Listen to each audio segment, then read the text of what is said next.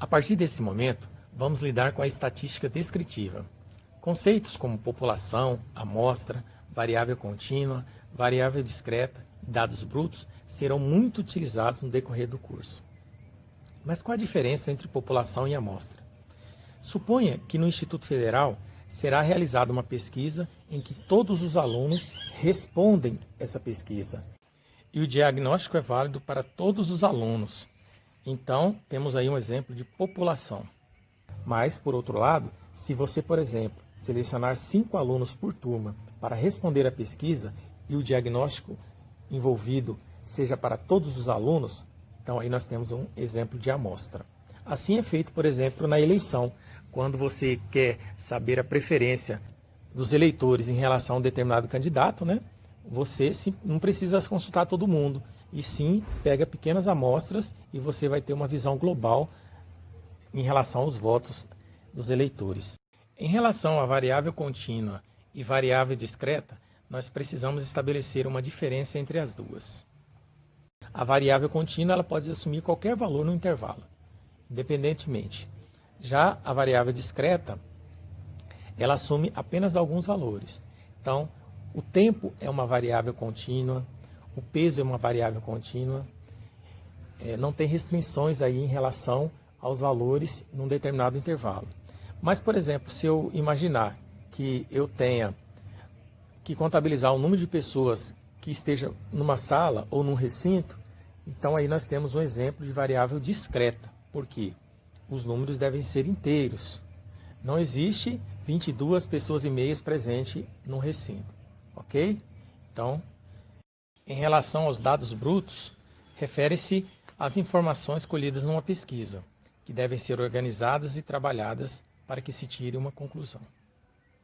Por exemplo, vamos dizer que eu fiz uma pesquisa com 5 pessoas e anotei a idade de cada um. Vamos dizer que a primeira pessoa tem 33 anos, aí a segunda pessoa foi lá 52, a terceira 21, a quarta 12 anos e a outra 50 anos. Esses são considerados dados brutos, aquele que você colheu na sua pesquisa. O rol, ele refere-se à organização desses dados aqui. Eles devem estar em sequência, uma sequência crescente ou decrescente. Você pode escolher. Normalmente, coloca-se na ordem crescente. Então, desses números aqui, qual é o menor? 12. Então, eu vou fazer o rol desses números. 12. Depois, qual outro valor que nós temos na sequência? 21. Então, eu vou colocar aqui 21. E o próximo? O próximo é 33. Então, 33. E o outro? 50. E por último, 52. Outro conceito que vocês têm que assimilar, que todos nós temos que saber, é o conceito de amplitude. Mas essa amplitude, ela é uma amplitude total. Como é uma palavra vinda do inglês, range, eu vou representar por R a amplitude. Olha como é simples. A amplitude é a diferença entre o menor valor e o maior valor. Então, se eu escolher aqui, qual que é o maior valor? 52. Então, se eu pegar 52 e subtrair o menor deles, que no caso é 12, eu tenho a amplitude total. Nesse caso aqui, é 40. Outro conceito importante, frequência absoluta.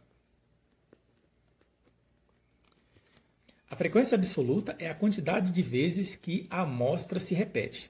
Então, por exemplo, se eu tiver uma sequência de números, 25, 24, 13, aí 13 de novo, 17, aí 25 e 25. Então, falando em sequência absoluta, nós podemos dizer que a frequência do número 25 é igual a 3, porque ele aparece 3 vezes. A frequência do número 24 é igual a 1, porque ele aparece uma vez aqui. Essa frequência que eu estou falando é frequência absoluta.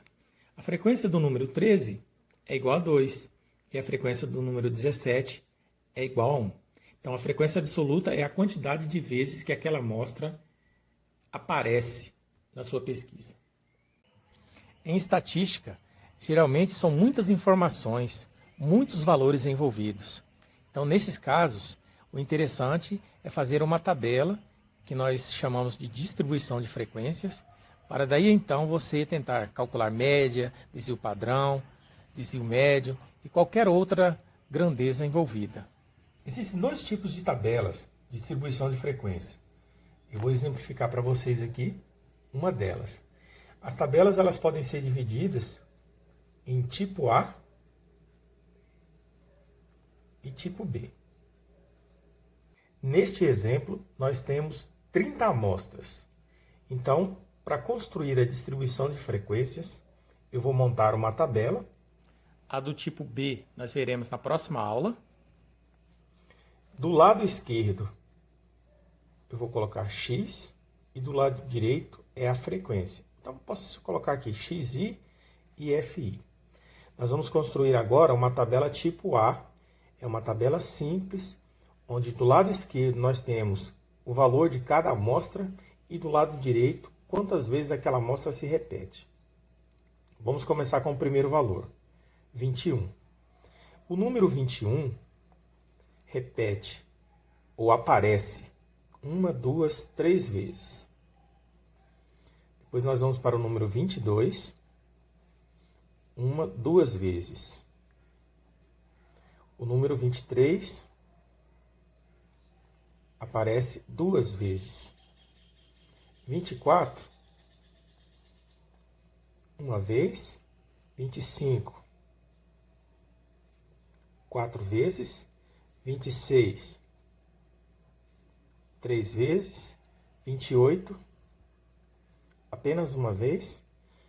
30, também uma vez. 31, aparece 3 vezes. 32, uma vez somente. 33, 3 vezes. O 34 aparece 3 vezes também. O número 35, 2 vezes. E o número 36 aparece apenas uma vez. Então, essa aqui é uma distribuição de frequências tipo A.